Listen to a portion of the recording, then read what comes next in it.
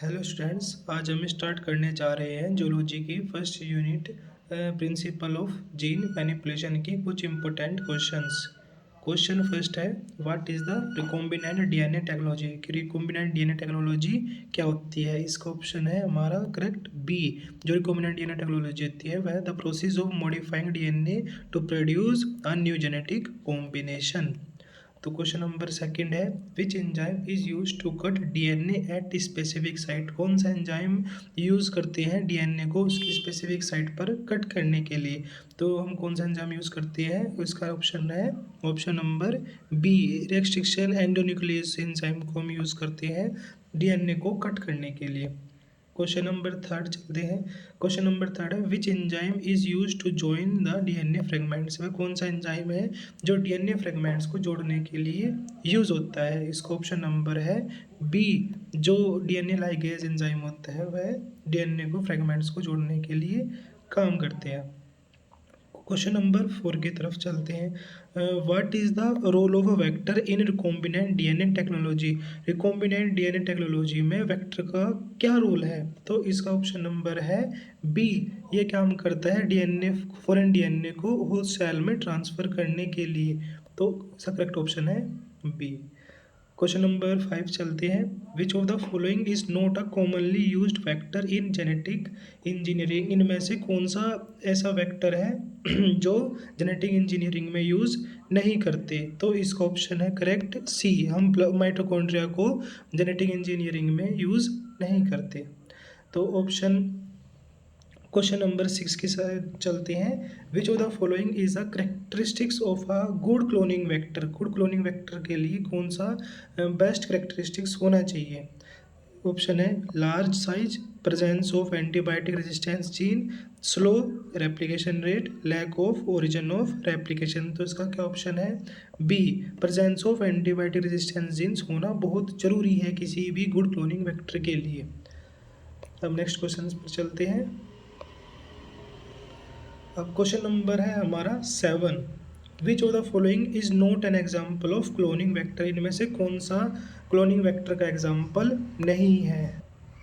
इसमें हमारा option number C correct है। जो लैम्डा फेज है वह कोई क्लोनिंग वेक्टर नहीं है। PBr32 भी एक वेक्टर है, हीमोग्लोबिन भी एक वेक्टर है और PUC19 भी एक वेक्टर है, लेकिन जो लैम्डा फेज है वो एक वेक्टर नहीं है। क्वेश्चन 8 की साइड चलते हैं, which technique is use to separate DNA fragments. कौन सी टेक्निक को यूज़ करते हैं डीएनए फ्रेगमेंट्स को सेपरेट करने के लिए। तो आपको पता ही होगा, पिछले सेमेस्टर में भी आपने पढ़ा होगा। डीएनए फ्रेगमेंट्स को सेपरेट करने के लिए हम यूज़ करते हैं जेल इलेक्ट्रोफोरेसिस। तो option number B correct option है हमारा। अब क्वेश्चन नंबर 9 के साइड चलते हैं, which dye is used to visualize DNA in gel electrophoresis. वह कौन सी डाई यूज़ करते हैं जो डीएनए फ्रेगमेंट्स को विजुअलाइज कर सके। ऑप्शन है कोस्मे ब्लू, एथिडियम ब्रोमाइड, सैफरीन और क्रिस्टल वोयलेट। तो ऑप्शन नंबर करेक्ट है हमारा बी, जो एथिडियम ब्रोमाइड होता है इसको हम यूज़ करते हैं उसकी डाई की तरह।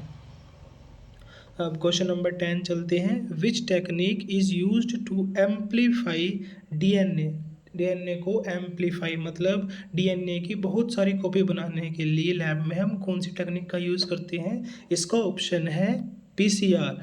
पीसीआर की फुल फॉर्म भी पूछी जा सकती है। पीसीआर की फुल फॉर्म है पॉलीमरेज चेन रिएक्शन। तो ये भी आप नोट कर लीजिए, ये भी इम्पोर्टेंट क्वेश्चन है।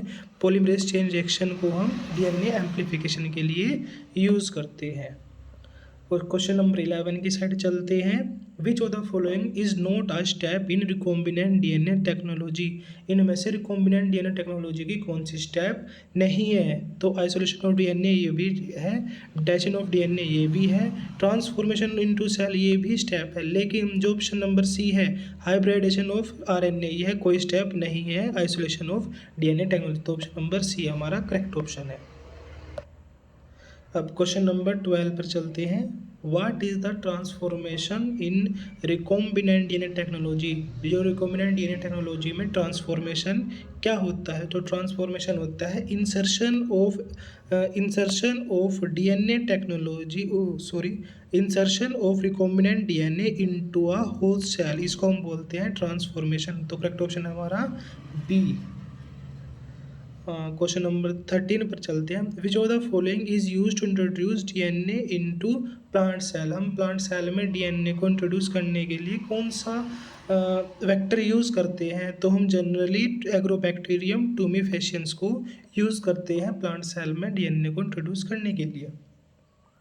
Question number 14, which organism is commonly used as a host in recombinant DNA experiment?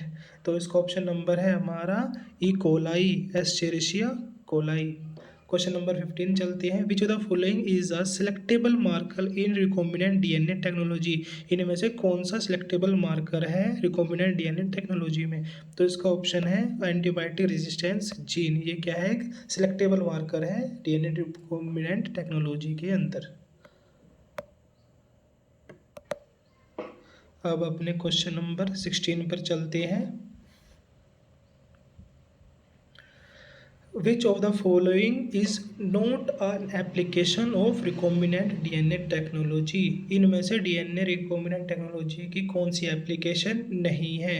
तो जीन थेरेपी ये भी एप्लीकेशन है, प्रोडक्शन ऑफ इंसुलिन ये भी है, और जीन क्लोनिंग ऑफ प्लांट्स ये भी है, लेकिन गोल्ड एक्सट्रैक्शन एक एप्लीकेशन नहीं है हमारी जेनेटिक इंजीनियरिंग की। तो ऑप्शन नंबर बी डी क्या हो जाएगा?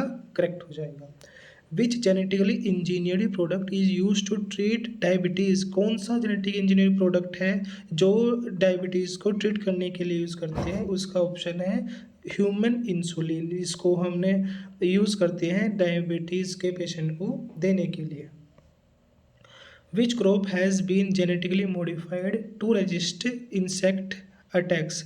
कौन सी क्रॉप्स ऐसी है जेन मॉडिफाइड जो इंसेक्ट के अटैक्स को बचाती है? तो ये हमारी क्रॉप है बीटी कॉटन। ये एक ट्रांसजेनिक क्रॉप है जो किसी भी इंसेक्ट के अटैक्स को रजिस्ट करती है, बचाती है। तो क्वेश्चन नंबर 19 पर चलते हैं। क्वेश्चन नंबर 19 है, what is the main advantage of recombinant DNA technology in agriculture? Agriculture में रिकॉम्बिनेंट डीएनए टेक्नोलॉजी का क्या एडवांटेज है? इंक्रीज गोल्ड प्रोडक्शन, नहीं ये नहीं है।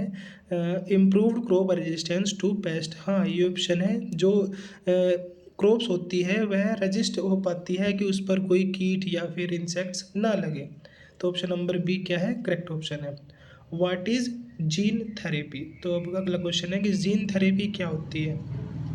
सिंपल जीन थेरेपी क्या होती है? Treatment of genetic disorder bye inserting normal gene, मतलब कि जेनेटिक डिसऑर्डर कोई भी हो, जो बचपन से एम्ब्रियो स्टेज में अगर कोई डिसीज हो जाती है तो उसको नॉर्मल जीन डालकर सही कर दिया जाता है, तो इसी को जीन थेरेपी बोलते हैं। ऑप्शन ए करेक्ट ऑप्शन हो जाएगा। क्वेश्चन नंबर 21 के साइड चलते हैं। Which of the following is a concern with recombinant DNA technology? तो कौन सा इनमें से रिकॉम्बिनेंट डीएनए टेक्नोलॉजी का कंसर्न है?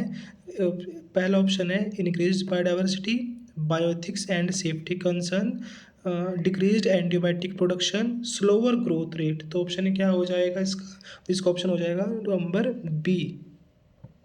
नेक्स्ट क्वेश्चन की साइड चलते हैं। Which regulatory body oversees recombinant DNA research in India? तो इसका ऑप्शन हो जाएगा ऑप्शन नंबर सी, डीबीटी क्या करती है? डीएनए रिसर्च इंडिया में ओवरसीज करती है। Question number 23, what is the primary goal of recombinant cell selection? इनमें से प्राइमरी गोल क्या है रिकॉम्बिनेंट सेल सिलेक्शन का? तो इम्पोर्टेंट गोल है to select cells containing recombinant DNA. वह सेल को सिलेक्ट करेंगे जिसके पास रिकॉम्बिनेंट डीएनए आया है। तो इसका ऑप्शन नंबर क्या हो जाएगा? बी करेक्ट हो जाएगा। आई होप आपको यह वीडियो फ़ायदा लगा होगा इस वीडियो का, और अगर आपको और क्वेश्चन चाहिए तो प्लीज़ कमेंट करिए, हम और भी क्वेश्चन आपको प्रोवाइड कर देंगे। Thank you.